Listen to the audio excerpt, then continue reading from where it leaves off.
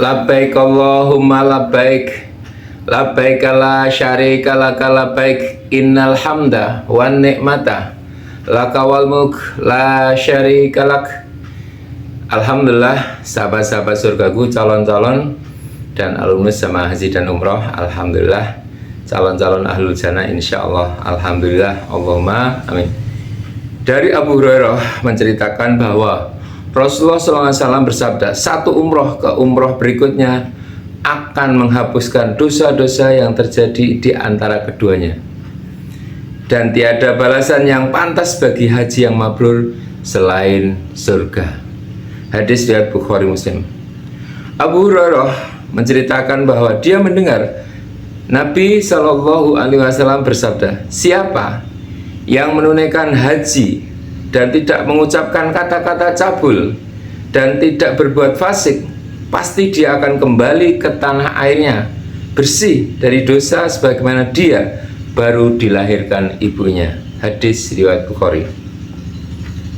Hadirin sahabat-sahabat surgaku yang saya cintai, yang dirahmati Allah, karena itulah mari kita benar-benar menjadikan ibadah haji maupun umroh sebagai perjalanan spiritual untuk menghapuskan dosa, karena itu merupakan amal paling mulia, jihad bagi kaum wanita.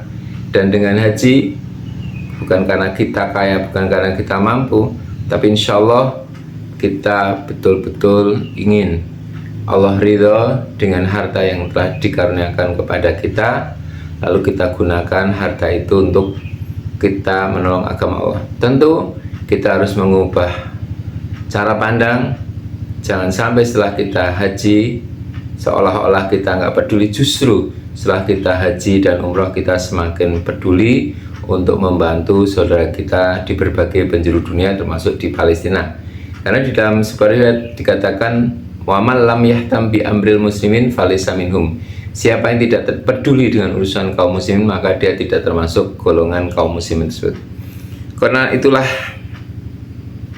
kita benar-benar menjadikan ibadah haji dan umroh juga sebagai magnet rezeki buat keluarga kita dan usaha kita. Tapi sekali lagi, niat kita semata-mata beribadah kepada Allah. Artinya ketika kita memahami haji umroh sebagai magnet rezeki, supaya kita yakin bahwa Allah yang akan menjamin rezeki kita, Allah yang telah akan sedang terus menjamin rezeki kita.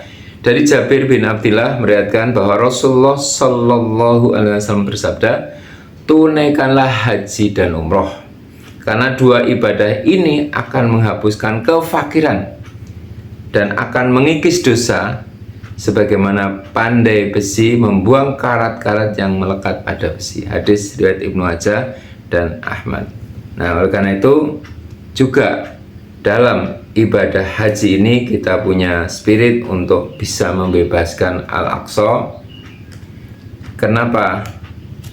Ada sebuah kemuliaan, supaya kalau memungkinkan pada saatnya, insya Allah setelah Palestina merdeka, itu betul-betul kita bisa nanti memulai haji dari Masjid Al-Aqsa. Dalam hadis riwayat Ibnu Majah dan Imam Ahmad dikatakan, Ummu Salamah menceritakan bahwa Rasulullah Shallallahu Alaihi Wasallam bersabda, siapa yang memulai haji dan umroh dari Masjid Al-Aqsa menuju Masjid Al-Haram, dosa-dosa yang sudah berlalu dan yang akan datang pasti akan diampuni. Ini menarik.